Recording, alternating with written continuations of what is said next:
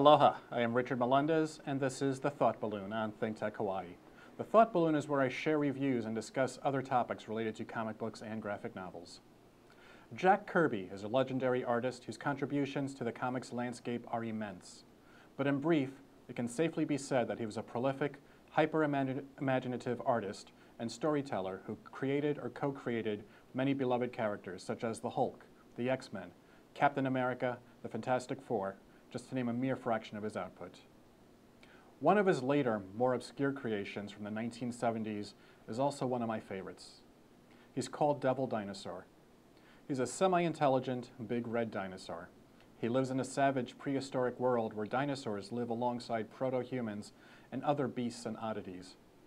With a young, hairy companion named Moon Boy, Devil Dinosaur embarked on adventures that were high on frenetic action and raw savagery, facing deadly beasts, warring tribesmen, extraterrestrials, and even a powerful, godlike computer. What a wild frickin' ride. Devil Dinosaur tapped into my youthful fascination with dinosaurs, giant monster movies, strange science, and the fantastic worlds of Ray Harryhausen. Jack Kirby's artistic style at the time was explosively larger than life with a perfect degree of grotesque thrown in. Simply put, it was the right series at the right time that really resonated with my younger self. Sadly, Devil Dinosaur lasted only 9 issues, and the character has had only sporadic guest appearances in other comics since. But recently, Marvel Entertainment announced a new upcoming series starring Devil Dinosaur. I was thrilled to hear that. Lately, Marvel's had great success digging into their archives and shining a light on some of their forgotten characters and concepts, including Howard the Duck and Weird World. So bringing back Devil Dinosaur made sense. But in that same announcement, Marvel stated that Devil Dinosaur's new series would be taking place in modern-day Manhattan. Okay, interesting. And instead of having Moon Boy as his companion, his guide in this concrete jungle would be a young, preteen genius named Lunella Lafayette, aka Moon Girl. So instead of savage dinosaur action, we'll be getting an all-ages adventure of a girl and her dinosaur. The new concept sounds charming, cute, but with Marvel's track record lately, I'm sure this new Devil Dinosaur series will be quite good, but, and I'm loath to admit this, but my first thought was, this isn't my Devil Dinosaur. It's a complaint made far too often by comic book fans. These aren't the X-Men I grew up with. The Superman I know would never do that. They ruined Spider-Man. Comics were better when I was younger. And when faced with these sorts of complaints, there's a logic I keep returning to that gives a bit of context and reassurance.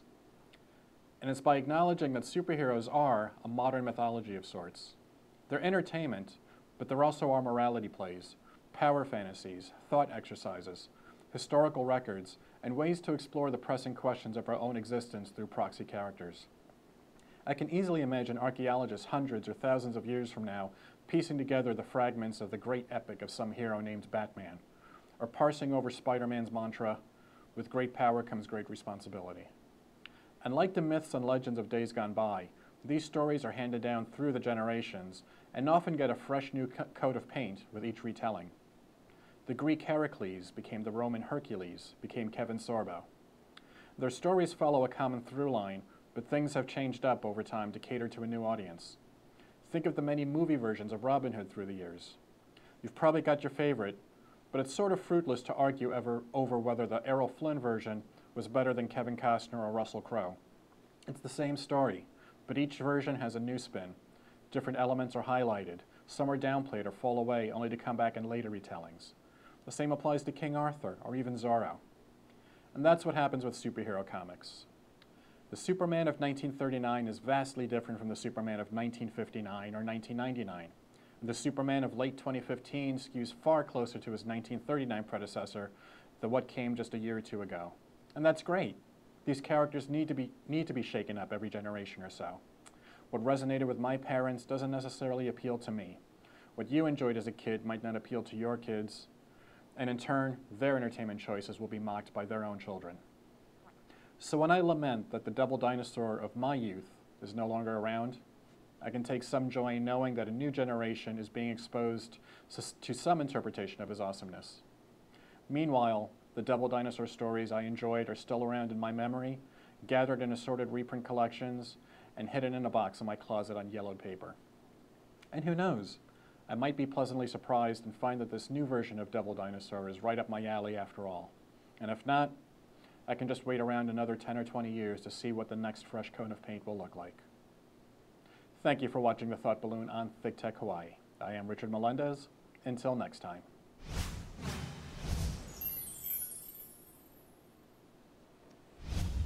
Good. Yeah. Look.